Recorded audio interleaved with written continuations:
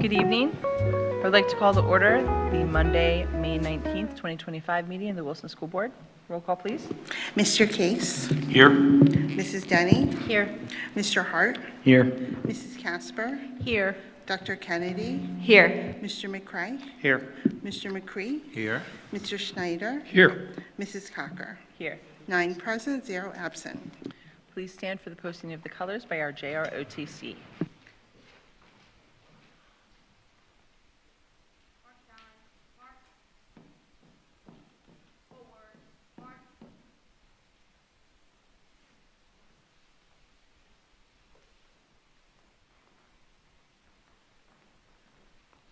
Mark time.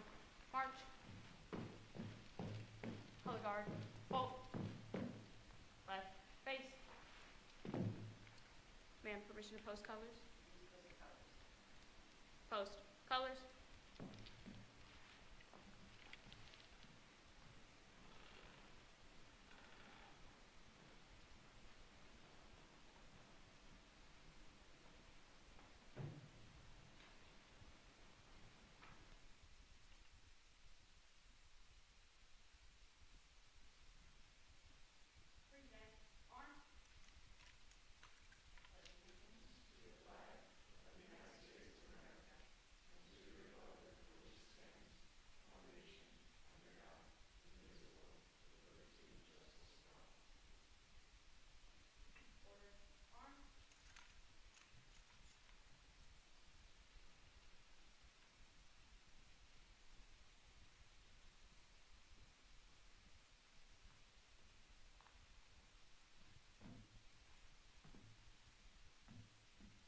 Right. Face. Forward. March.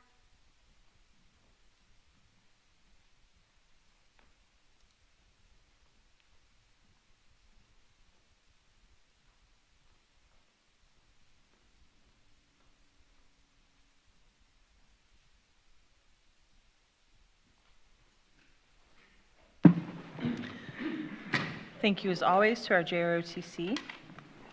Tonight, we have a few items for communication. Our first is that we would like to recognize our student representative to the school board, Ms. Isabel Negrini. Not only has Isabel served us well as our student representative, but she has also served the school and community. Isabel has been a member of the student government throughout high school, and before becoming president, she served as communications chair her junior year.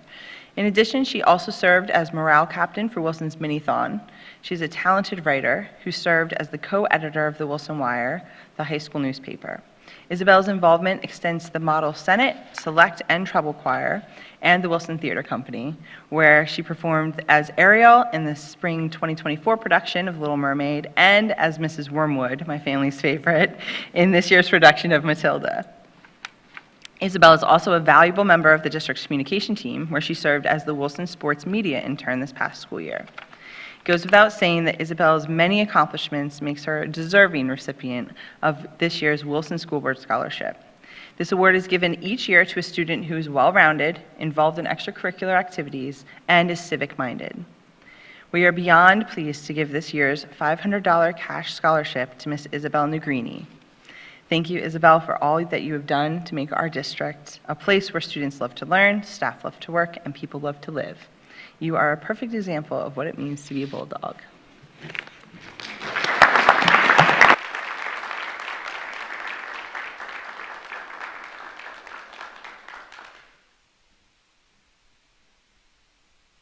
I'm sure Mrs. Troutman will want to take a couple of pictures afterwards, so we'll hold on to that. Yes, and some other former school board reps have come to support you, so it's very kind of them. So congratulations, and thank you for making this year wonderful. Yeah. Next, under communications, we have our Wilson High School JROTC update, Major New.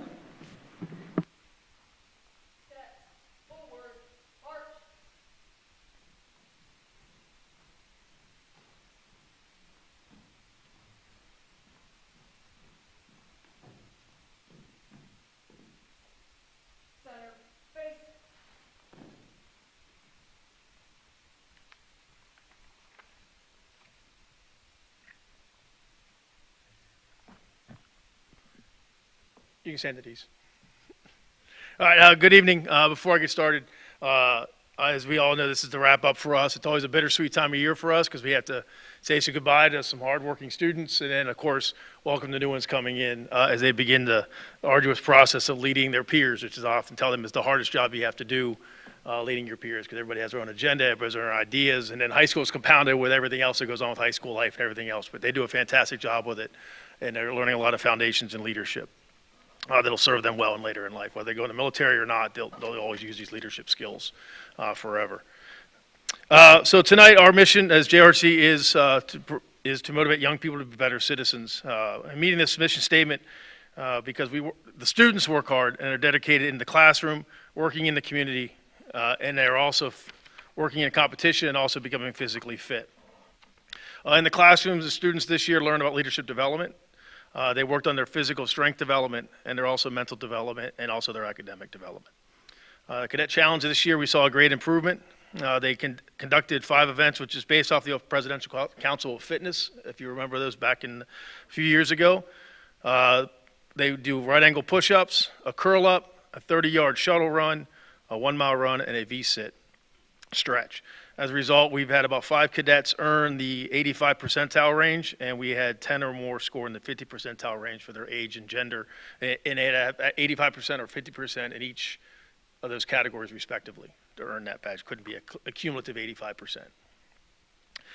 They completed many mental development courses, learning how to manage stress, developing healthy relationships, and how to make ethical decisions. And the juniors and seniors received extra classes on how to make post-high school career decisions, where they want to go into college, career path, whether it's a trade school or military, or take a year and find a job that suits their skill sets, and then move on from there, using those skill sets to maybe get a job, through a college opportunity through that job. And also tied into that was the cybersecurity, which I'll let Sergeant Gonzalez talk on that in a few moments. The leadership development day classes they completed many leadership style. They learned about their leadership style, how they lead, what's natural to them. So they work towards those strengths, not trying to work against them. And where they work towards that strength, if they're not quite sure about what it is, they pull a partner in, say, here, I'm really strong in this. Let me work on that with you. So they learn that team dynamic and how to develop those. Develop their own characteristics and traits of leaders, and then they use the Army Code of Ethics to help them guide their ethical journey. As we all know, every job installation, every religious community, family communities, everybody has their own ethics. What the military does is we take a compilation of those and use those as a basis, and we build on what the family's already provided to them.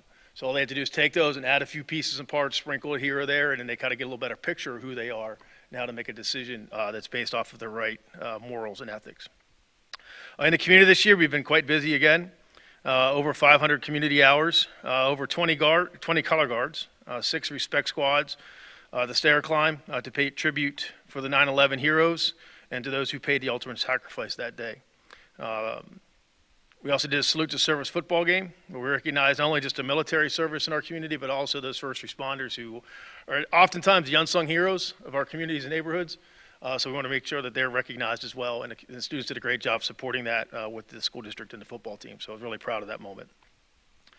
They also assisted with the prom committee, setting things up, and they also assisted with the mini-thon as well. They helped establish or work with the freshman football tailgate, where they invited freshmen out to help kind of get them used to 9th grade sports and kind of build that same camaraderie around the 9th graders. So they helped do running of sporting events and those type of things to help the kids understand what safe after-school activities could look like and have fun, just basically have fun while they're in high school. The What's Cool Manufacturing Awards Color Guard Night, and then, of course, the annual Berks County Veterans Appreciation Dinner Dance, which is one of the most premier events in the Berks County, if not the state. So I'll stop there for a few moments, and I'll turn it over to Sergeant Gonzalez to touch on the cyber highlights, and then at that point I'll turn it over to Cadet Albert for her closing comments, and then I'll open up to introduce you to new staff for next year.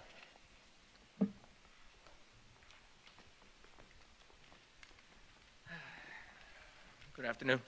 How's everybody doing? President of the board, superintendent, school board members, and distinguished guests, thank you for giving me the opportunity to speak again this year at tonight's board meeting.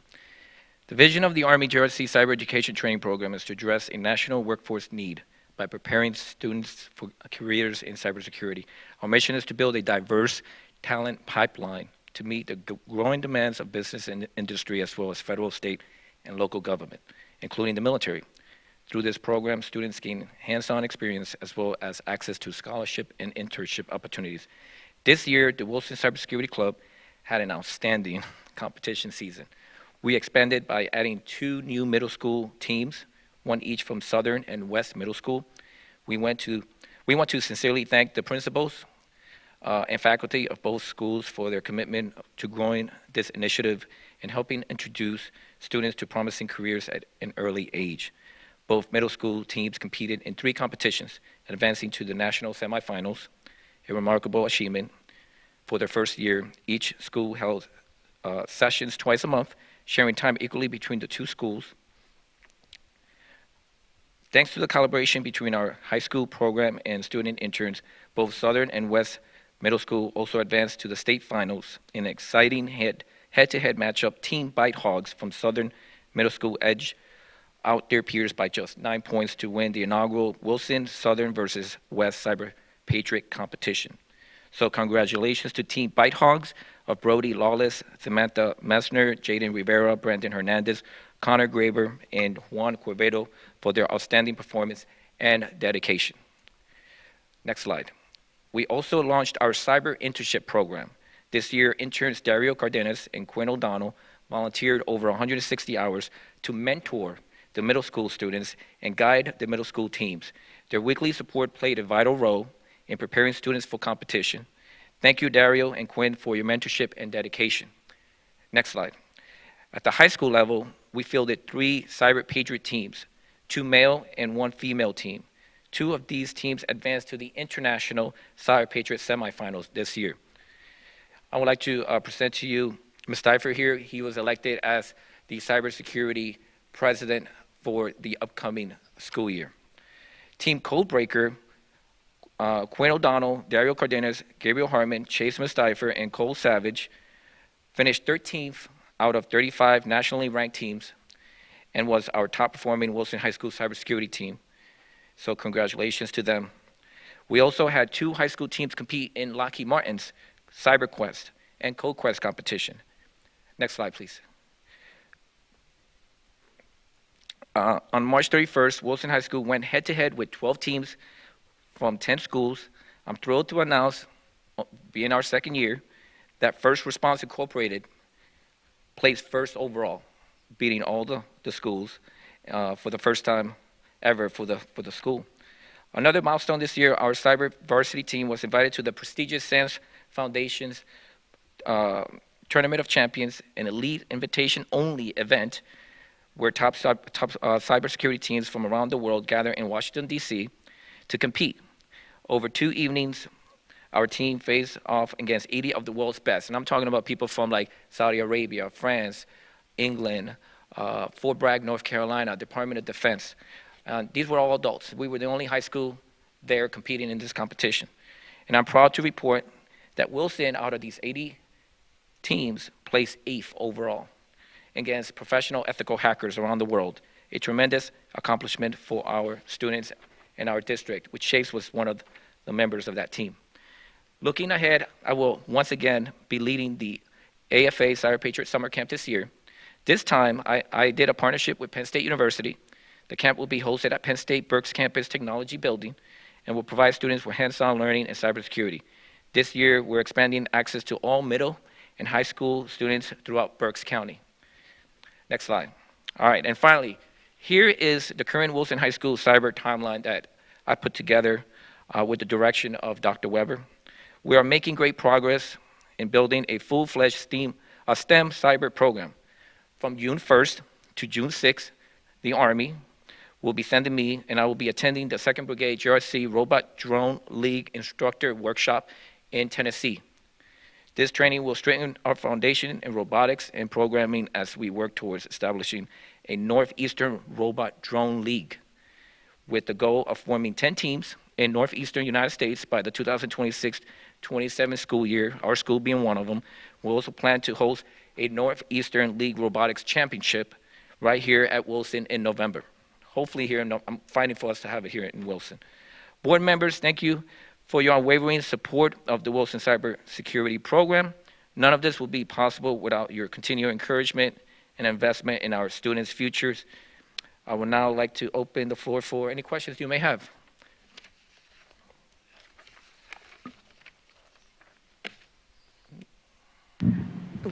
I just want to say that this is so very impressive, but my very favorite thing that the ROTC does is that you help us find our way on the parent night around the high school.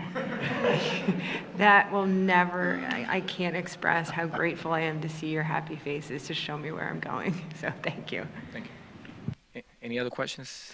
I would just like to say I thought it was really ambitious when this was first proposed, the timeline, and honestly, I didn't know if you guys were going to be able to meet all of those, but you've far exceeded any expectation of that, and just with the continued growth of it, it's just really impressive. Thank you. I'd just like to add on that almost without exception, these types of programs and the results that these cadets and our students achieve is because of great people, mentors, teachers, educators, instructors, and both of the gentlemen here tonight are perfect examples of that. We would not have this program if Amanon wasn't on our team. Is that fair? So I just want to thank you for not only having the idea, but carrying it through. And I think, perhaps, and Mr. Mustafa here could probably attest to this, we should probably sit down and talk about what the next 3 years is going to look like, because that's a pretty steep trajectory. So, and congratulations to all the students who. Thank you. I just like working with the kids. I do it for the kids. I do it for the kids. But thank you. Any other questions? Just phenomenal work. We are extremely proud of all of you. I'm curious about what everyone's plans are for next year for those who are graduating. Oh, that's a very good question. So for example, Quinn, he got accepted into an internship. So he's actually got a paid internship where he's getting paid over the summer $30,000 for paid internship. I have another girl who did apply for the Lockheed Martin internship as well. Dario, he's going to college and he's going to doing cybersecurity. I mean, it's just, I can go on, and they're getting scholarships, and their resumes for me to write their resume is very easy because they've done so much that it's phenomenal. And I had one other student come up to me and say to me that she said that she has more experience on her resume than the people they're hiring at that job. So that's phenomenal. So thank you. No, thank you. And building off of that, we had some conferences with the Army over the last couple of months as well, and they've relaxed some of the requirements as far as keeping a close hold of the information on how the curriculum is being taught and managed. So we're one of the housings, if you will, or the cloud storage containers of that curriculum. So San Gonzalez has worked with the other programs around the country to make sure it's updated and kept up to where we need to be. And so closely aligning itself with the AP standards. AP's kind of jumped in on this as well, but if you look at what they're doing and what we're doing, it's very similar, if not the same, except our end state is trying to get them certified, or if not just close to certification when they move on out of high school. AP is still going to have that same trajectory, but a slightly different approach in how they're going to get to it. We're working with them to see if we can get some classes with them or get that certification wrapped up with us, but that's Dr. Weber and I were talking about that down the road. But there is some movement in that front as well. So a lot more freedom in how we can get kids engaged and have more access to better and more curriculum forward as they move forward. So, I mean, also knowing that their goal is to get out of high school. Also, I forgot to mention in the other half of the JRTC, we also came in third place overall for our color guard and drill competition again this year out of the 10 schools that we competed against. And also, we came in second place in our Raider team competition. It was just held last month down at Shippensburg University out of 10 teams as well. So another physical fitness type of test environment that they did real well, and students are exceeding every day. So really proud of what they do. So I'm done yapping. I'm going to turn it over to Cadet Albert for a few comments, because that's who you really want to hear from anyway, not us.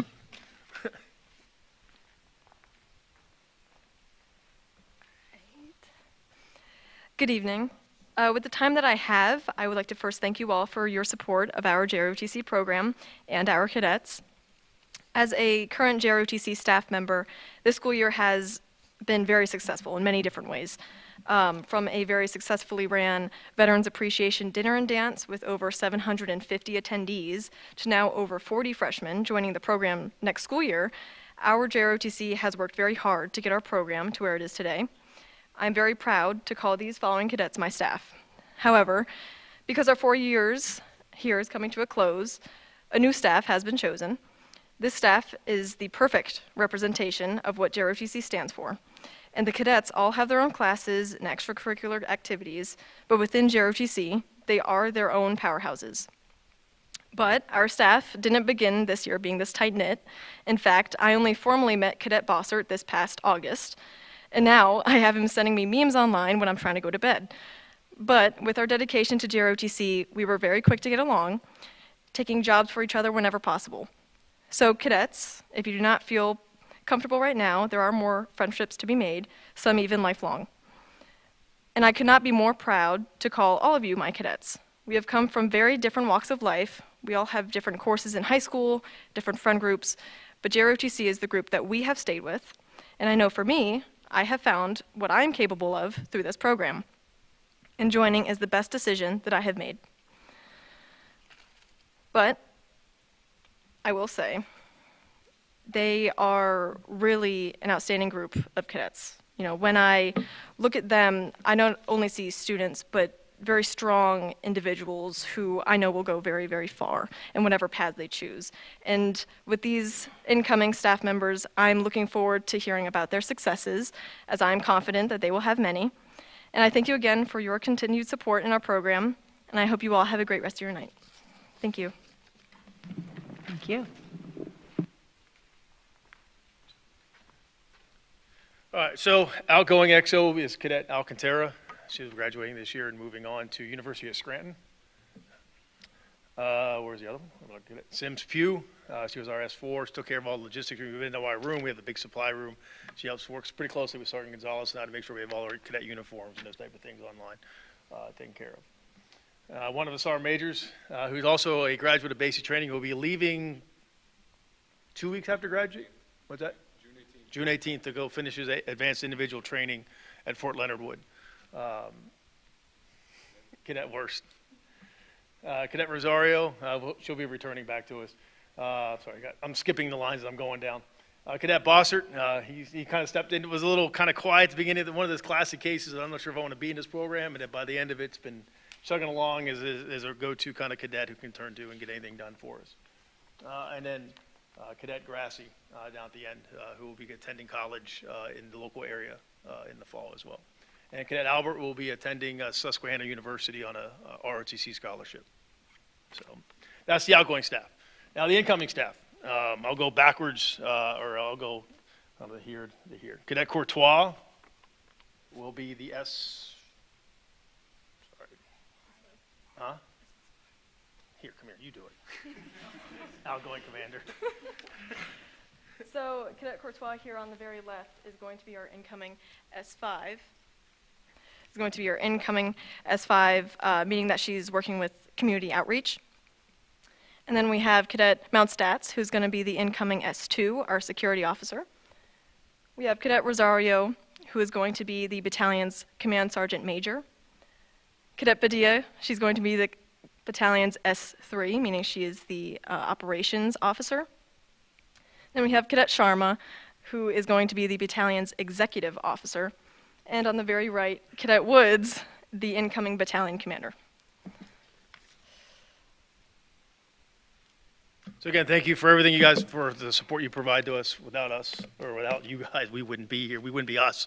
So I appreciate everything you do, supporting our kids, but more importantly, make sure they get where they need to be and the resources they're providing, because that's what it's about.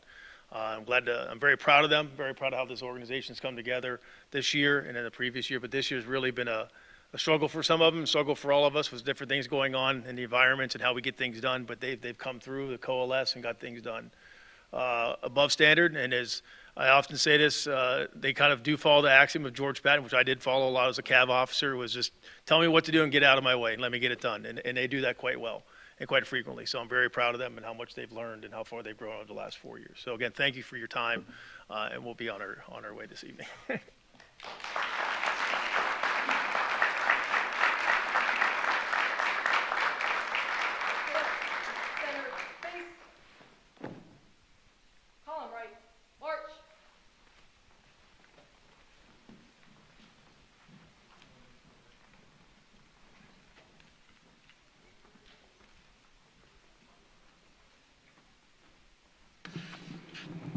Well, always impressive organization, and we're really proud of our JROTC cadets, and both a huge thank you to both Major New and Sergeant Gonzalez for all of their hard work throughout the last couple of years of the program for the cyber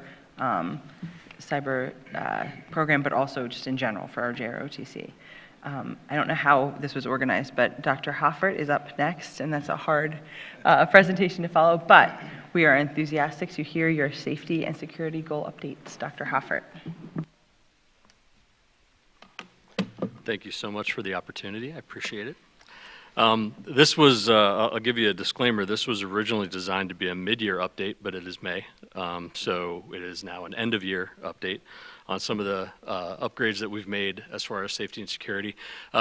Other disclaimer, this also does not replace the mandated end-of-year annual report that I'll provide to the board. That's a confidential report about our safety and security protocols and some data surrounding safety and security. But as you know, our strategic goals for 2025 did include a goal around creating a safe and secure environment for students, staff, and the community. And so we had a number of action items for this school year that we've made progress on, and I'll highlight a few things. So first off, as you know, over the last really 2 years, we've been working on finalizing our camera and door access control project. Did most of the camera upgrades last school year, last summer, and we've been able to utilize those cameras now for this entire school year, and they've proven to really be a great asset for our staff.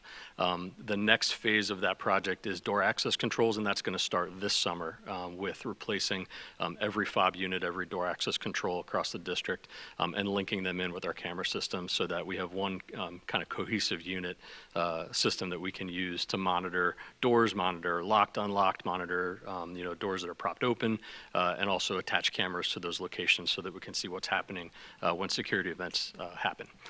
All of that is accessible by our administrative team via mobile phone, via computer, off-site, on-site, wherever we need to be. And it's also accessible by the local police department when necessary. So really important upgrades to link our security systems with local EMS and local providers. So that's been great. One piece that we are adding that we're working on right now, I have highlighted there, is just our visitor access. Currently, our visitor access includes paper and pencil sign-in at the office desk and at the greeter's desk. We will be converting over to an electronic visitor access system, which allows us to scan photo IDs, to print badges with photo IDs on them, and also create an electronic log that integrates with our access control system so that we know who's in the building at any one time. So that will be, we actually have that on site. We have the equipment ready to go. We've piloted one location and kind of practiced a little bit, and we'll be rolling that out towards the end of this year in preparation for opening up in the fall. So each of our office staffs will be trained on that system. And that's through Navigate 360, which is the same system that we use for ALICE training, same system that we use for our behavioral threat assessment. So all of these are kind of integrated into one suite. Under enhancing district vehicle, and I'll talk more about the visitor access in a second. And under enhancing district vehicle safety, one of the things that we spent the last 2 years trying to implement was the bus patrol program. We have now been operating since January 6th, and I have a slide here with some data regarding some of the stop arm violations that we've captured. But we receive monthly reports from that system indicating, the number of violations that occur, the number of tickets that are issued, and the percentage of those tickets that we're processing moving forward. So this is that slide. The nice thing about the data we receive, it's pretty comprehensive. It breaks it down not only by the bus number, it breaks it down by the route, breaks it down by the stop where the violation is occurring, and gives us kind of a top 10 list of most violated areas in the district that we can then share that information with the police departments so they can see kind of where some of the trouble areas might be. So on the right side of the slide there are the most frequently violated locations. If you look at January through April, obviously we started with 114 violations tracked in January, and February 211, 185 in March, and then 217 in April. And then the red line is the percentage of those violations that we're actually converting into a ticket. So there's a two-step system where bus patrol first evaluates the violation to determine whether it was actually a violation. And then it goes to the local police department, and they'll review the evidence package as well to determine if it should be issued as a ticket. So through that process, we're actually converting those percentages of the violations that are tracked. And there's a lot of reasons that a violation might not get converted. Could be because the red lights weren't activated early enough to give the driver enough time to react. It could be that it was clear that the driver, their visuals were impaired and they weren't able to maybe see the stop in time. So there are a list of reasons that we may not convert those, and we actually get that as part of the data that we receive as well. So this is something we'll continue to monitor and talk with our bus drivers about. There's a training component. If we're finding that maybe a driver isn't activating the stop arm in time, that's a training component. We need to go back to that driver and kind of work with them on the proper procedure through our trainers in the transportation department with Mr. Williams. So again, that's something we continue to track. We probably won't report it this often, but we'll continue to monitor that. And our hope is that those blue lines will start to go down as more of these tickets are issued. Continuing with some of the goal areas that we've been working on under training, Act 55 was put into place a few years ago that kind of consolidated the types of training for emergency procedures that we're required to do with our staff. So that's all been aligned through some of our online solutions and some of our in-person training as of last September and in preparation for this September. And we actually did complete all the requirements to become an ALICE certified organization, which required us to not only have a certain percentage of our staff complete that training, but then also submit all of our drill logs and ensure that we're in compliance with a lot of their recommendations. So we did achieve that in March of 2025. And then under reunification, this is where we're kind of looking at this combined system of a panic button solution for in the classroom, as well as electronic access to our emergency operations protocols and our flip charts that are traditionally those paper flip charts that you get in the classroom, those really bright green, fluorescent highlighter green charts that you see. We now have access to those, and we'll have access in the fall to an online version of that solution through an app, again, through Navigator 360. So every staff member, either through their own mobile device or through their desktop or through their Chromebook, will have access to a panic button where they can initiate any of our emergency scenarios. So whether there's a fire, medical emergency, intruder, they'll be able to access that through that device, activate that alarm, and then it will in turn contact the appropriate authorities that we've set up ahead of time, whether that's dialing 911 directly, alerting the office, depending on the type of emergency that comes up, activate the fire alarm. All those things will be tied together, so we'll have classroom access for teachers and staff to be able to alert the rest of the building when an alarm is happening. Likewise, when an alarm goes off, then anyone who has that app up and running or on their device will get an alarm indicating that a certain emergency situation is underway, and it gives them direct access to all of those emergency protocols, the flip chart, everything right on the mobile device, so they can see exactly what protocols they should be following in that situation. So I want to spend a little more time talking about that because, again, emergency management system, like I said, will be available for electronic access to any staff member. There's a few bullets there to kind of explain a little bit more about what that means. And then the other nice thing is that through the electronic visitor access management, when an individual is logged into a building, they've checked in or they're in the system, they're also added to that communication log. So if an alarm does go off, they will get a text notification, they'll get communication that something's happening in the building. And they're also added to our attendance rosters. So the other nice thing, when we are in an emergency, the faculty will be able to pull up their class list live, see all the students that they should be with, be able to check them off and show that they're accounted for, and then administration can pull up a dashboard and immediately see who is unaccounted for at any one time across the entire building, and it's updated live. So that's a big deal. That's a big change from what we do now, radioing in off of our paper checklists. Those visitors then would be added to that and would be accounted for as well as part of the roster for that building in an emergency situation. So that's why it's important to integrate all of these things together. So these solutions we're working on right now for rollout in the fall. There's definitely a training component that needs to go into that, so we're working on putting together some walkthroughs, some documents, and some training modules that we'll work on with our faculty and staff across the district. And then this is the timeline for implementing all of that. So like I said, we've already got these programs on site. We're working on the back end right now, kind of feeding all of our district-specific information into them with a plan to create the training protocols to train our admin staff over the summer, and then include this in our security training as we go into the beginning of the fall in August. As far as door access control, as I mentioned, the timeline for that is this summer that they'll be working on that across the district. So that's my update on the goals. Any questions? Yeah. Do any Berks County districts have either of the app yet or the Swipey, the So the, ID, what was the second part? this ID? So there are quite a few facilities that use similar technology, maybe not through the same company that we're using. We're using Navigate 360 for all these solutions because it's kind of a suite that keeps all that stuff integrated. Raptor system is probably one you've heard of before. Raptor has a product that I know the hospital uses and a lot of other districts may use for that same idea, swiping a badge and creating a visitor badge, an electronic log.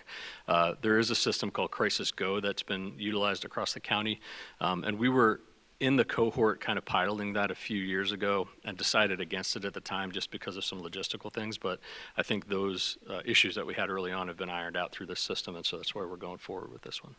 So when you put your badge in and you do your ID, you have to do the additional is put their cell phone in so that you get the text. You can create a profile. So the parent or the frequent visitor will be able to download the app themselves and create a visitor profile that they can check in with. It'll also be accessible through scanning your ID through the webcam. Yeah, and then there's always a person in the office that has to verify that and check the person in and print the badge out. Yeah. But it checks, when you scan the ID, it checks it against criminal database, Megan's Law, that kind of thing. Right, and when you say they print the ID, it's just like a sticker like It's a you would sticker, get at the yeah. emergency, like Right. at the hospital, Yep. yeah.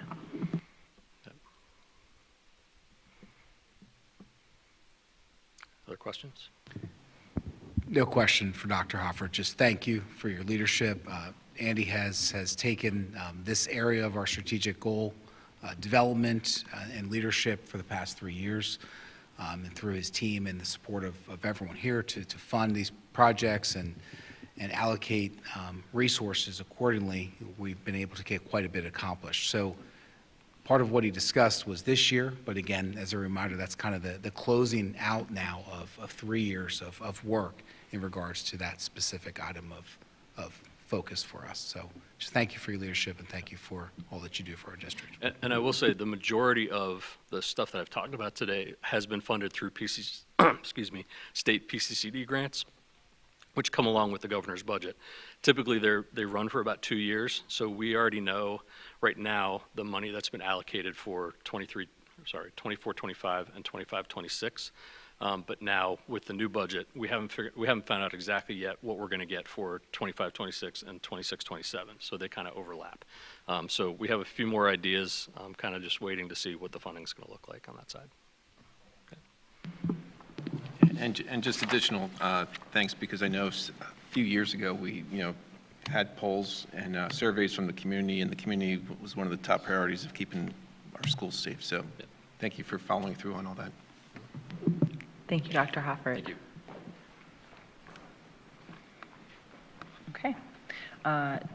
Mr. Moravich, do you have any announcement? And just double checking, Mrs. Burkholder, we don't have public participation on agenda items? That's Thank you. The board did meet in executive session prior to tonight's meeting to discuss personnel matters. First item, looking for a motion to approve the minutes of the school board meeting held on May 5th, 2025. Schneider, so moved. Mr. Schneider, thank you. Do I have a second? Mr. McCree, thank you. Any discussion? Okay, this is a voice vote, so all in favor? Aye. aye. Opposed? Motion carries. On to committee reports. For her final committee report, not to make it but Ms. Isabel Negrini. Thank you so much, President Cocker. First, moving on to elementary and middle schools, first wanted to congratulate the 6 French 1 students from Southern who were recently awarded for their amazing academic performance in the National French Contest. In our Wilson community, recently Performance Toyota graciously donated over $12,000 to pay for the expenses of our high school boys and girls track team's new uniforms. Thank you to this incredible organization for their generous contributions, and I'm sure our track teams will now not only be super comfortable, but also look the part and look fabulous. Wilson High School's Interact Club recently received statewide recognition for their Easter egg hunt, which was designed to really create an inclusive space for students with special needs. So a shout out to this amazing club. And recently, the senior class attended the Reading Fightin' Phils baseball game to celebrate their fabulous accomplishments. And there were many fun activities, including senior superlatives, raffle contests, and many more. So that was super fun, and I'm so grateful to our class officers for planning that. Moving on to academics, congratulations to the Wilson High School students who recently graduated from the Pennsylvania State Police Citizens Police Academy. This program allowed for students interested in pursuing a career in the criminal justice field to gain experience in their passions. I think this and also the recent JROTC presentation that we just saw is such a clear demonstration of how well-versed our school is and how they provide opportunities for all types of students who want to pursue different career fields. So I applaud these students who are taking charge in their plans on pursuing criminal justice. Also, our Wilson High School Interscholastic Mathematics team recently won the Berks County Interscholastic Mathematics Competition for the first time since the year of 2014. So a special shout out to seniors Jenny Shao, Addie Nyack, and Selena Wu for their amazing performance. For Wilson Athletics, I first wanted to congratulate the boys lacrosse team for defeating rival Twin Valley in the county championships. This is their 13th straight county championship win, which is just awesome. And make sure that you celebrate International Coaches Week by taking the time to thank our wonderful coaches here at Wilson. Finally, in the arts department, last weekend, the Wilson Theater Company held their annual Reppies Award ceremony to celebrate their successful season. And this is a wonderful way to celebrate all of the seniors and students involved in the theater company. And this year's theme was extra special as it was Wicked themed. And lastly, support our high school choral groups tomorrow night at Wilson West Middle School at their spring concert where the theme is Adventure Awaits. As my own leadership role on this board comes to a close, I am so excited to announce next year's student government president, Heidi Ding. Heidi has been a diligent member of student government throughout her years at Wilson High School, where she has served our school and community as a dedicated volunteer. This school year specifically, Heidi served as a finance chair who greatly contributed to planning the very successful homecoming dance, which ultimately raised over $20,000.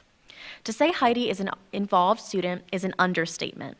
Heidi is an active member of both the Wilson Track and Field and Competition cheer teams, Reading Chinese Association, HOSA and MLOT, Reading Symphony Orchestra, National Honor Society, and Peer Tutoring Club.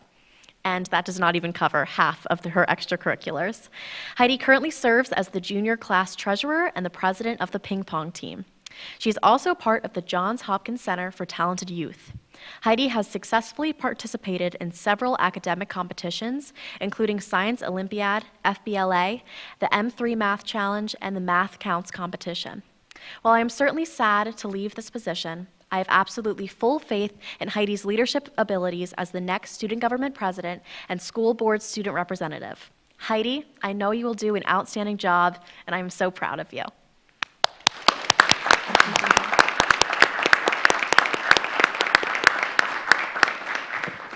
Good evening, everyone. My name is Heidi Dang, and I'm so honored to be stepping into the role of Student Government President for the upcoming year. I'm incredibly excited for this opportunity to serve our school and work with both students and staff to make an incredible impact on our school. Thank you for your support and your trust, and I look forward to an amazing year together.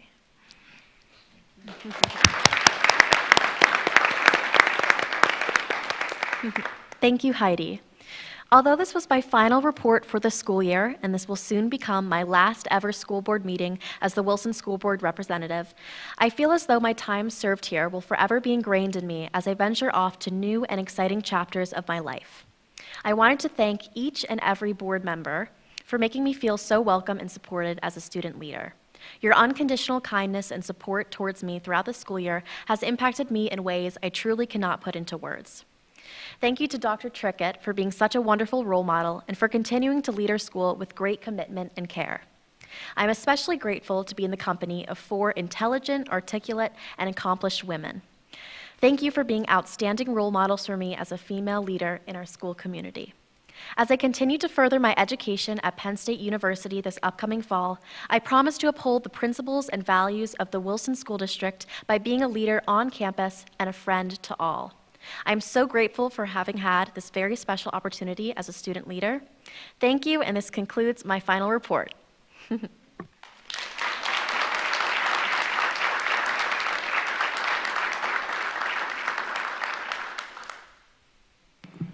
Thank you, Ms. Negrini.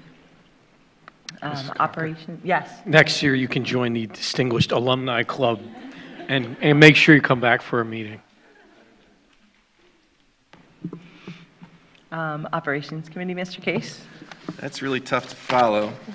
We'll try our best here. So we had an Operations Committee meeting today at 4:30. It actually started out extremely well. We had 9 students from Cornwall Terrace come to join us along with their parents to talk about, they were very inspired with the recent event, Learning in the Wild at Shiloh, where the students got together and they wanted to do something for their school.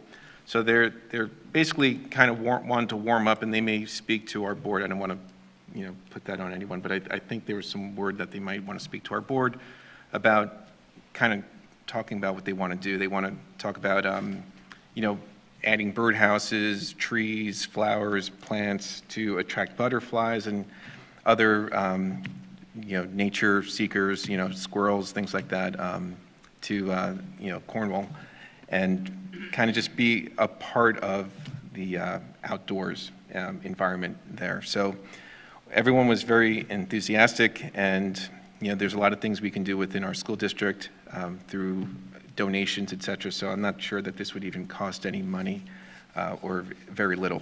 But anyway, Mr. Simcox is very involved and on board, along with Dr. Trickett and Lauren Peterson as well. So it's a great group of kids, and they did a fantastic job presenting, and it was just a great way to start the meeting. Next up was, we talked about the bus patrol statistics with Dr. Hofford.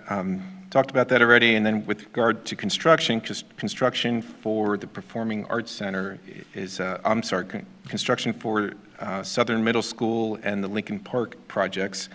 The bids went out, the bid packages went out recently, and there's a lot of interest in the bids, which is great. Should be a lot of hopefully great competition for the bidding process, and hopefully within the late June, early July timeframe, our school board will be potentially voting on, and accepting bids, depending on how they come back. So that's all good news. We also had a walkthrough of the Performing Arts Center before this board meeting, and I'll tell you what, it is a phenomenal space. The auditorium is huge. It's large. It's an impressive space. All the band room, the chorus room. It's really starting to come together, and it's looking like that we will be able to have 3 classrooms, in that new space when school starts next year, with the idea that hopefully being on target of, how do we want to say the timeline? December timeframe, having a kickoff for the actual auditorium in the performing arts space. So it's just an impressive. It was an impressive walkthrough. We've made a lot of progress in the last couple of months, which is great. And thank you, Mr. Simcox, for helping lead that effort and making sure we continue to stay on target.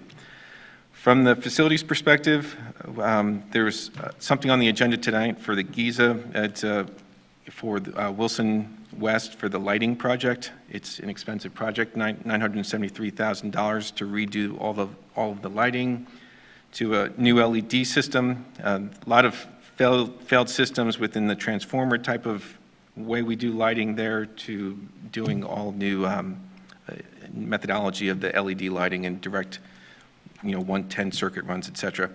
Anyway, with that expensive price tag, just for the public perspective, the payback should be 12.6 years as a break-even point, and there should be, over the course of 20 years, $1.5 million in savings. So even though it's an expensive upfront cost, we should have that. If we would do nothing, it would be extremely expensive. We also talked about the new building that was just purchased for the administration. So we are going to open up 9 new classrooms in this building for next year. And there's a couple of things that are going on right now at the new building that was purchased near Spring Ridge, with just minor updates, painting, blinds, landscaping, to get prepped and ready for the administration to move over. There's some furniture that needs to be purchased, along with the big key factor right now is getting the proper fiber in place for, so the administration can actually, folks can work with a good internet system. Other than that, I believe we talked about the capital funds update, which if anyone wanted to have any details on that, that is all online, the specific details and every project that is earmarked for next year. That's my report. Thank you. Thank you, Mr. Case. Human Resources, Mrs. Casper. Yes, thank you, President Cocker. We met this past Wednesday, the 14th. We discussed the following items that you'll see on the agenda tonight, one renewal and one new agreement. We are proposing renewing our agreement with Delta Dental as our dental insurance provider. The rates will remain the same as in the previous agreement. This insurance is provided to all employees at no cost and funded by the district. The other contract is with Edwards Business Solutions, Scantac. This proposal will convert all of the personnel files in the Human Resources Department, as well as our special ed student files, from paper to digital format. This conversion will save space and create fast access to our files. Scantac is a proven company with decades of experience in document conversion. A few other topics include Katie's Margles transitioning from CBIZ to OCA as our Flex 125 provider. The HR and finance departments are still working through some of these details. The transition will be an update as well as a cost savings for those who participate. We also discussed the possibility of entering into an agreement with a company to manage our outside staffing agencies. More information to come on that. You'll also notice that we have a few new professional hires today on the agenda. So I want to be the first to welcome any of our newest employees who are here. And that's my report. Thank you, Mrs. Casper. Public Relations, Mrs. Troutman. Well, good evening, everyone. So it's May, so that means it's an amazing time to be a Bulldog. Lots going on. We've got art shows, we've got concerts, moving up ceremonies, and lots of celebrations for our senior class. So since this is the last board meeting before graduation for the class of 2025, we want to share with our community that we will once again celebrate the graduating class with a community parade and fireworks display. The parade will follow the same route as last year and will begin at 6 p.m. on Friday, May 30th, with a rain date of May 31st. The students will make their way to Gursky Stadium for the graduation ceremony. Each graduate will receive tickets to the event, but it will also be live streamed for the community to watch. Following the ceremony, we will have a fireworks display beginning at approximately 9:15 p.m. And a custom website has been developed for the class of 2025 events, and you can find a link to that site on the homepage of the district website or the homepage of the high school website. We're super excited. It's crazy to think that it's already here, but we can't wait to celebrate with this amazing class. And I also want to thank Ms. Negrini, who's been an amazing, amazing student representative. You've made my job very easy because my reports are super short because you are so comprehensive and so connected with everything going on here. So thanks to you and best of luck. You're going to be amazing. Thanks. Thank you, Mrs. Troutman. Any other additional board member appointment reports? Dr. Kennedy? I have a report that there was a BCIU meeting last Thursday, which I was lucky enough to attend in person. There's 2 points of interest. First, we already heard a little bit about this, I think. There was a school bus safety competition, and Wilson was one of the participants, and Mr. Williams, I hear today, helped out greatly in preparing the course, and it was really interesting. They were talking about one of the challenges was to stop the bus back left tire on a $20 bill and to completely cover the $20. I mean, it was really amazing to hear how the course went. It was really interesting. The other really exciting thing that happened at the BCI board meeting was each year, the BCIU holds or participates in an art exhibition at the Goggle Works. And each year, the BCIU purchases a piece of artwork from one of our high school students. And this year, they purchased an piece of artwork from a Wilson High School student who is also my next door neighbor, Ella Damiani. And it was really great to see her, and I got to see her painting in person, and it's absolutely gorgeous. So forever now, Ella's picture will be in the hallway of the BCIU, and it is such an honor. And it's really neat to go see and go through and see all of the other Wilson graduates that we've had that have pieces, and I would say we probably have the most of all the districts. So again, a good example of our great arts program. So congratulations to Ella, and congratulations to our bus drivers. Thank you. Thank you, Dr. Kennedy. Any additional board member appointment reports? Yes, Mrs. Casper. Yes, I have a long-awaited BCTC report. I'm going to do my best to condense the March and April meetings together, as I have not had an opportunity to report recently. So at our March meeting, we discussed some program changes and updates, including the possibility of phasing out the horticulture program, given that there's only 7 students enrolled in the program. It's the program with the lowest enrollment, and the greenhouse that they utilize is currently in disrepair. And that 2 of our sending school districts have added horticulture programs to their curriculums as well. So I believe by 2027 that will be phased out. BCTC has also recently been awarded over $500,000 in grant funding, which will fund a new studio for the video and media content production programs, as well as support some of the renovations in their machining program. BCTC is also looking to build a STEM ag program and create a veterinary clinic and veterinary assistant program.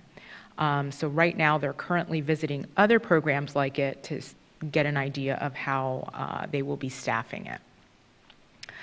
BCTC has unveiled the Anatomage table, which is a cutting-edge virtual dissection tool that is revolutionizing how students learn human anatomy and physiology.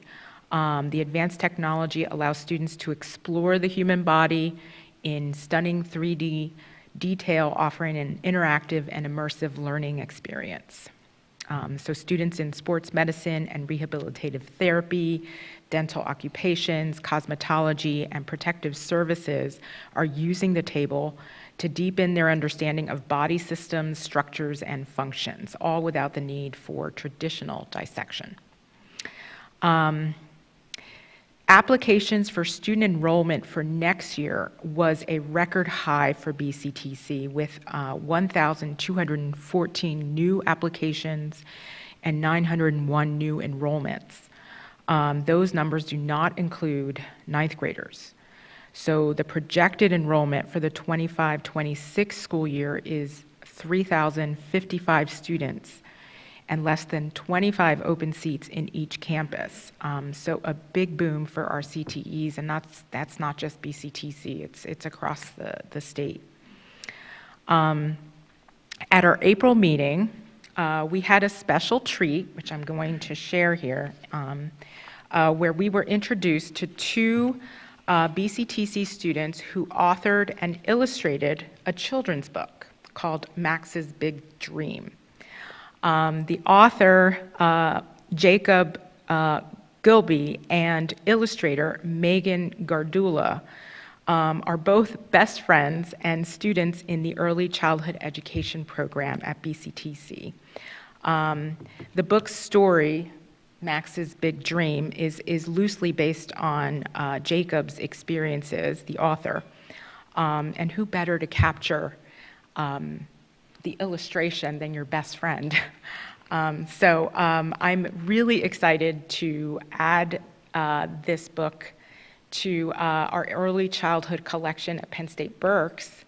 I mean, it gives like a little like synopsis of how they came together on this, and then it even has like discussion questions in the back, and just like a cute little story about them. So I don't know if you guys want to take a look at it.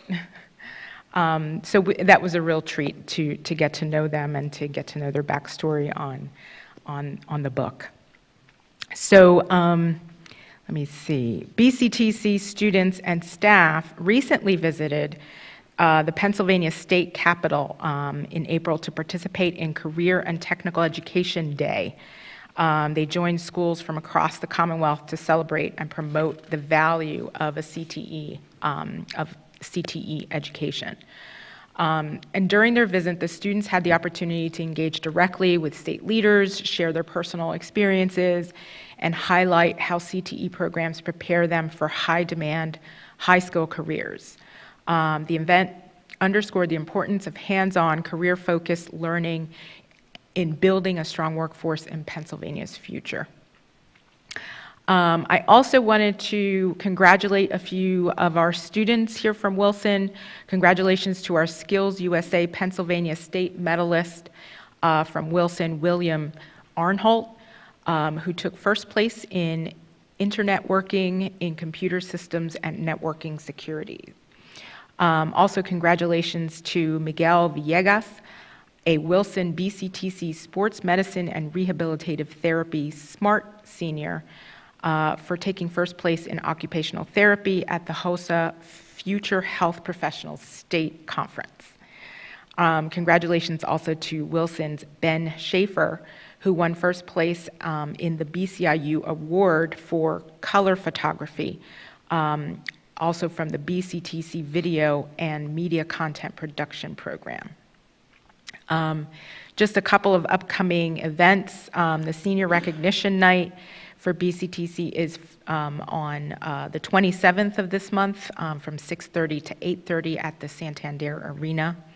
I also wanted to update the rest of the board that I know Laura and Michelle from BCTC are working on our dinner/board meeting for early next year. So hopefully in the fall. Sorry, Dr. Stone.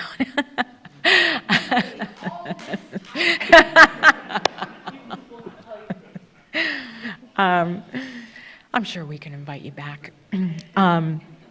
But yeah, so hopefully we'll join our BCTC culinary students and have a real treat and have dinner there coming this fall. So be on the lookout for, trying to get all our schedules together for that time period.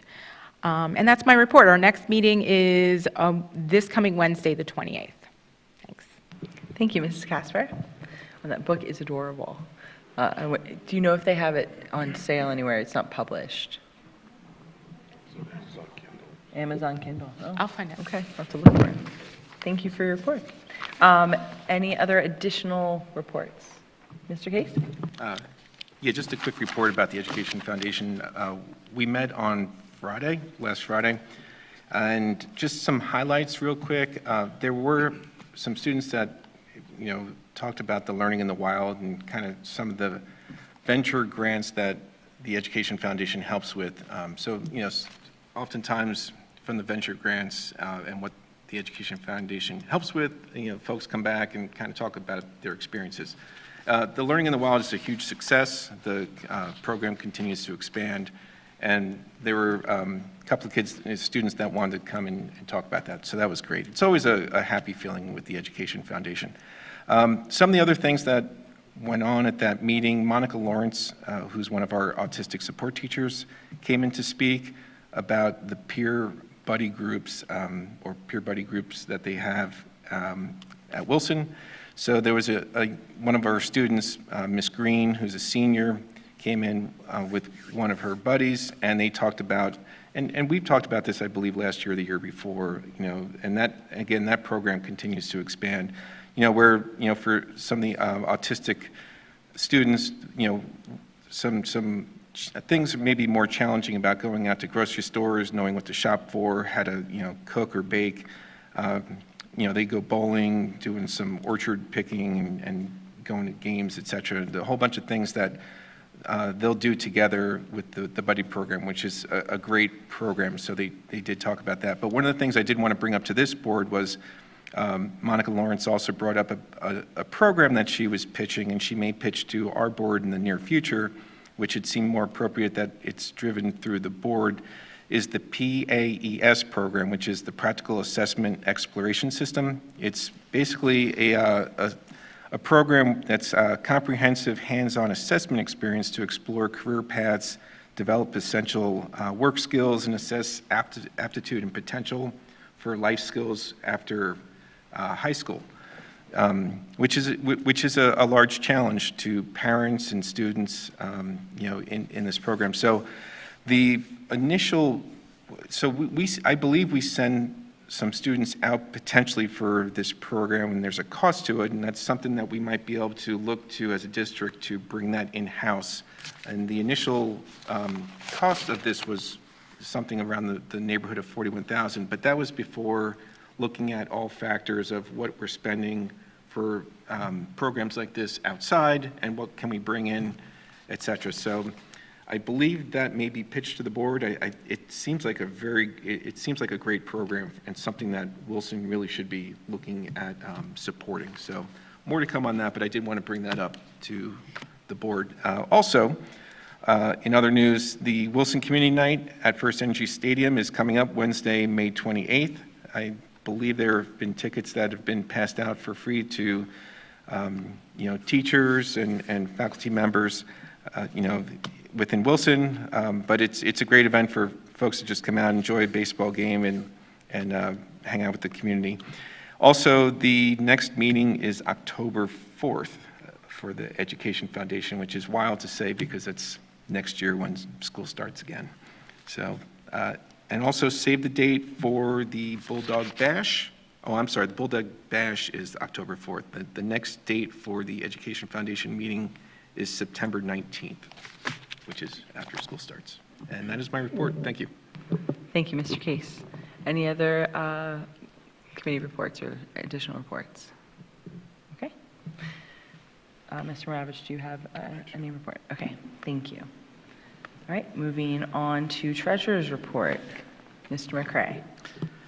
Yes, motion to approve the Treasurer's Report, Investment Report, General and Capital Funds Financial Reports as presented. Thank you, Mr. McCray. We have a motion. Do we have a second? Second. Mr. McCree, thank you. Any discussion? Okay, hearing none, roll call, please. Mrs. Casper? Yes. Dr. Kennedy? Yes. Mr. McCray? Yes. Mr. McCree? Yes. Mr. Schneider? Yes. Mr. Case? Yes. Mrs. Denny? Yes. Mr. Hart? Yes. Mrs. Cocker? Yes. 9 yes, 0 no. Payment of bills, Mr. McCray. Motion to approve the payment of bills specifically from the General Fund, $5,195,766.95. From Capital Reserve, $1,883,520.92. From the 2021C Construction Fund, $2,657,264.46. And from the 2024 Construction Fund, $6,091.86. Thank you, Mr. McCray. We have a motion for 5.1. Do we have a second? Mr. McCree, thank you. Any discussion? Okay, roll call, please. Yes. Mr. Hart? Yes. Mrs. Casper? Yes. Dr. Kennedy? Yes. Mr. McCray? Yes. Mr. McCree? Yes. Mr. Schneider? Yes. Mr. Case? Yes. Mrs. Cocker? Yes. 9 yes, 0 no. And lastly, financial report, Mr. McCray.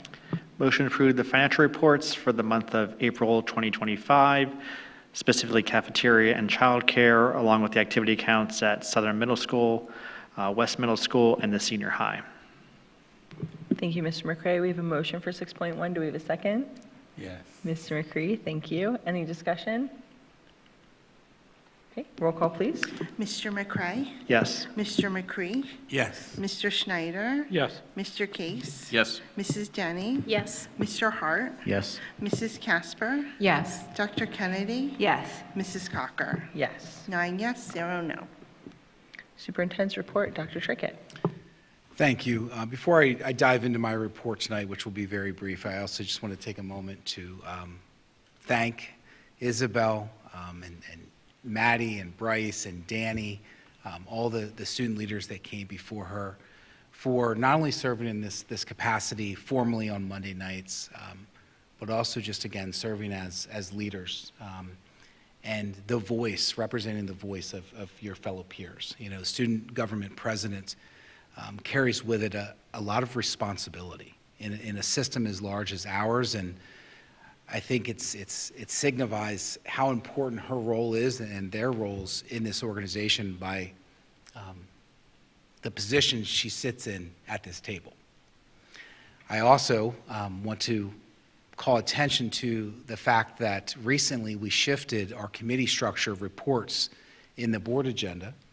And as part of that shift, I'm sure you noticed, former students, that we intentionally moved the student government and the student representative report to the #1 placeholder. For years, it was on the very bottom. And all of that was by design and intentional to provide the greatest amount of voice and opportunity to the student. And I think, again, it's a reminder for all of us of why we serve in the capacities that we serve, and an appreciation for us as you conclude your final meeting. But thank you from us, from all of us, from your students, from the school district and the community, for all of your leadership, your care, and your energy that you've poured into this significant leadership position. So thank you, and I wish you the very best of luck at Penn State University in the fall. And thank you to all of you. It's wonderful to see you. So the report is, again, very standard for this time of year. I do want to just call very quick attention under professional hires. Ms. Ashley Brown, if you don't mind standing, please. Ashley is currently working for us at the high school and will be transitioning over to West Middle School, grade 8, ELA reading for us next year. She's did a great job for us this year in the high school, and we're very proud to bring you back next year as a contracted employee. Many of you may remember her walking the halls of Wilson High School 5 years ago as a student as well. So thank you so much for all you do, and hello to your parents as well. That's my report. Thank you, Dr. Trickett. Looking for a motion to approve superintendent items 7.1 through 7.9 as presented. Denny. Mrs. Denny, thank you. Do we have a second? Casper. Mrs. Casper, thank you. Any discussion? Okay, roll call, please. Mr. Case? Yes. Mrs. Denny? Yes. Mr. Hart? Yes. Mrs. Casper? Yes. Dr. Kennedy? Yes. Mr. McCray? Yes. Mr. McCree? Yes. Mr. Schneider? Yes. Mrs. Cocker? Yes. 9 yes, 0 no. Okay, and officially, congratulations to our new employees.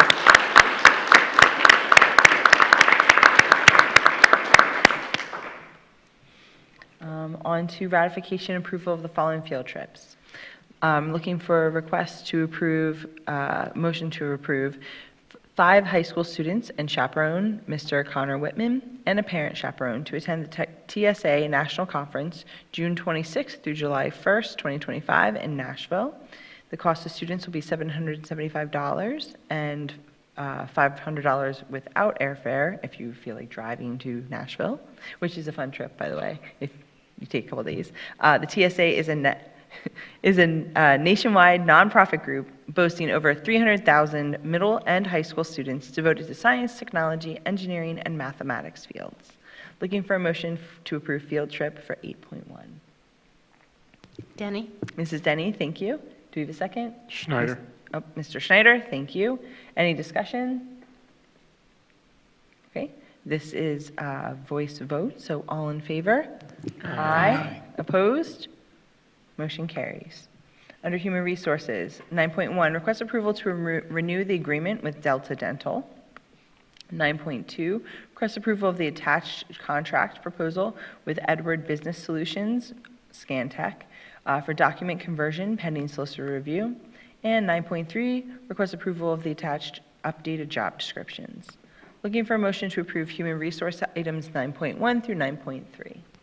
Casper. Mrs. Casper, thank you. Do we have a second? Mr. McCree, thank you. Any discussion? Okay, roll call, please. Mr. Hart? Yes. Mrs. Casper? Yes. Dr. Kennedy? Yes. Mr. McCray? Yes. Mr. McCree? Yes. Mr. Schneider? Yes. Mr. Case? Abstain? Mrs. Denny? Yes.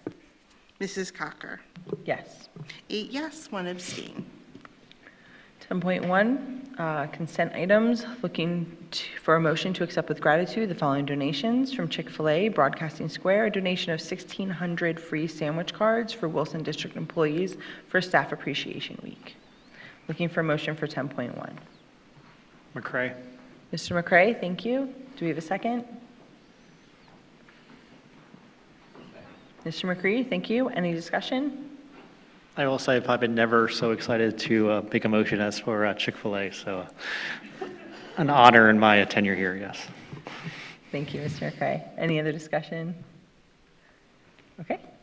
This is a voice vote, so all in favor? Aye. Opposed? Motion carries. Under Student Services, 11.1, request permission to approve the Berks County BCIU agreement for the 2025-26 school year to provide and operate the programs and services enumerated in the Special Education, Student Services, and Early Intervention, kindergarten eligible programs and services as presented. Looking for a motion for 11.1. Dr. Kennedy, thank you. Do we have a second? Denny? Mrs. Denny, thank you. Any discussion? Okay, just a note to the board and the public that this is an agreement for available services, not necessarily that we're going to utilize every service on the list, just that they're approved prices should we need them. Okay, we have a motion and a second. Roll call, please. Dr. Kennedy? Yes. Mr. McCray? Yes. Mr. McCree? Yes. Mr. Schneider? Yes. Mr. Case? Yes. Mrs. Denny? Yes. Mr. Hart? Yes. Mrs. Casper? Yes. Mrs. Cocker? Yes. 9 yes, 0 no. Under Technology and Media, 12.1, request approval to enter into a 48-month lease with Lenovo Financial Services via Stratix Systems for administration and high school teacher Chromebooks beginning 7/1/25 at a total annual cost of $47,058.73. Looking for a motion for 12.1. So moved. Case? Mr. Case, thank you. Do we have a second? Denny? Mrs. Denny, thank you. Any discussion? Okay, roll call, please. Mr. McCree? Yes. Mr. Schneider? Yes. Mr. Case? Yes. Mrs. Denny? Yes. Mr. Hart? Yes. Mrs. Casper? Yes. Dr. Kennedy? Yes. Mr. McCray? Yes. Mrs. Cocker? Yes. 9 yes, 0 no. Under Operations, 13.1, request permission to award a Guaranteed Energy Service Act, GISA, contract to CM3 Building Solutions for lighting upgrades and the replacement of a water heater at West Middle School. The cost is $975,723. 13.2, request approval for the installation of flooring by About All Floors using the CoStars program in the current administration building. This is for the conversion of the space into classrooms. 13.3, request approval for the furnishings of new doors and material by Unified Door and Hardware for the current administration building using the CoStars program. This is for the conversion of the space into the classrooms. Looking for a motion to approve operations items 13.1 through 13.3. So moved. Mr. McCree, thank you. Do we have a second? Second, Case. Mr. Case, thank you. Any discussion? Okay, roll call, please. Mr. Case, Yes. Mrs. Denny, Yes. Mr. Hart, Yes. Mrs. Casper, Yes. Dr. Kennedy, Yes. Mr. McCray, Yes. Mr. McCree, Yes. Mr. Schneider, Yes. Mrs. Cocker. Yes. 9 yes, 0 no. Under Finance, 14.1, request approval of the BCIU 2025-26 rates for the tax bill services per the attached rate schedule. 14.2, request approval to award the following bids: elementary and secondary art supplies, elementary and secondary music equipment and supplies, science supplies, secondary technology supplies, nursing supplies, and fall athletic supplies. 14.3, request approval of the 2025-26 behind-the-wheel driver education rates. 14.4, request approval of the budget transfers dated April 2nd, 2025 through May 1st, 2025 as attached. Looking for a motion to approve finance items 14.1 through 14.4. So moved. Mr. McCree, thank you. Do we have a second?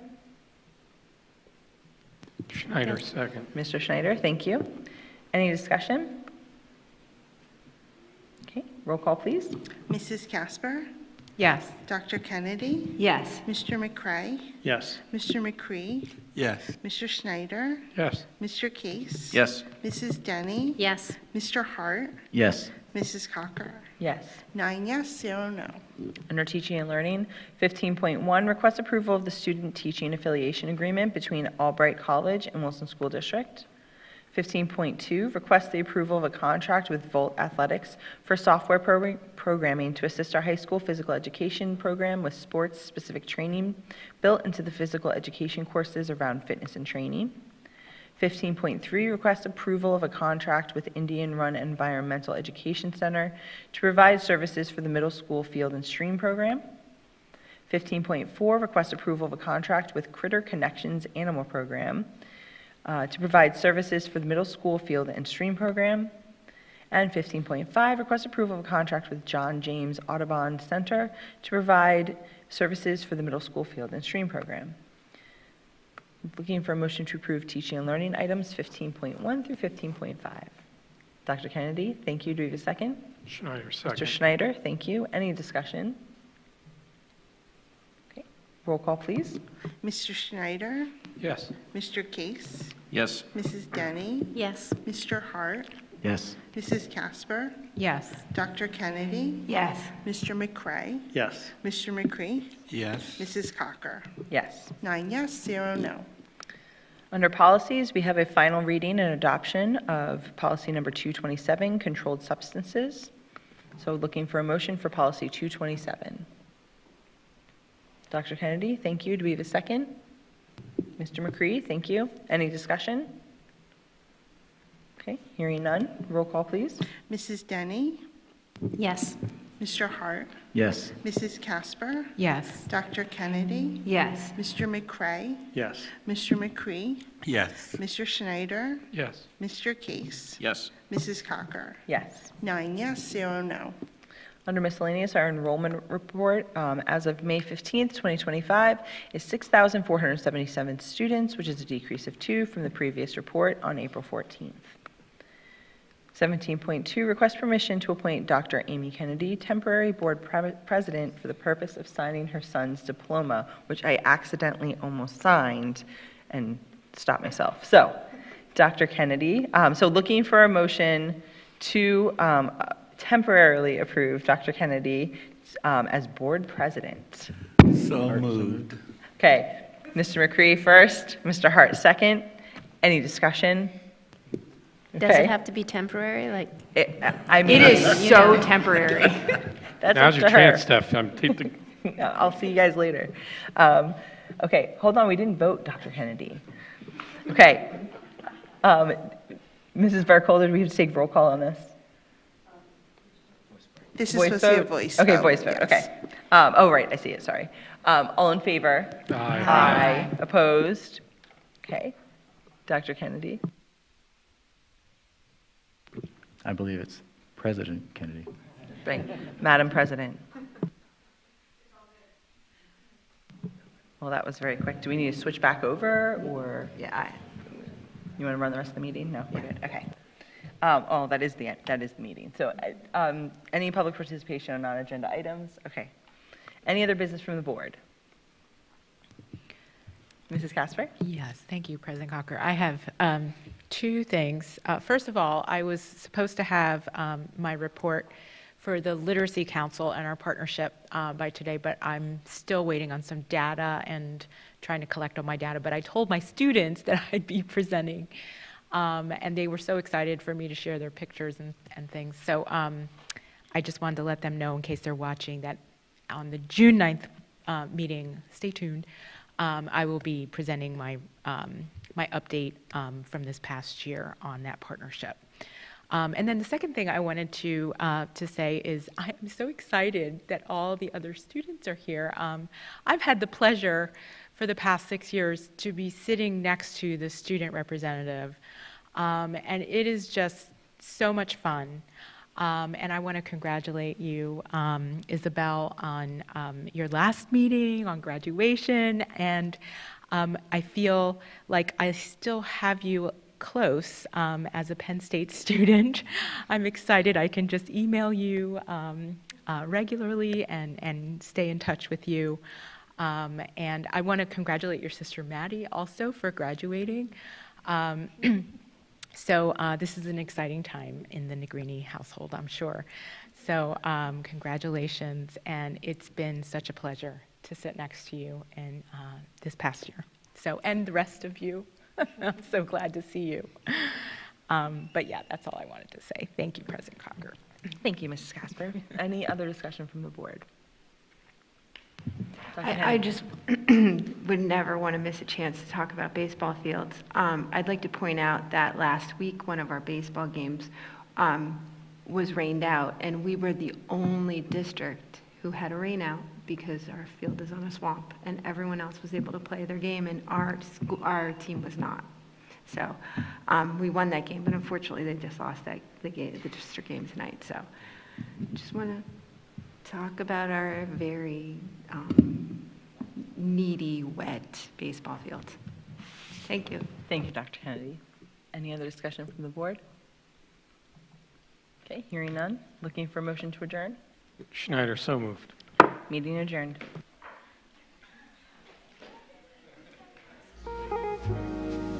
Thank you.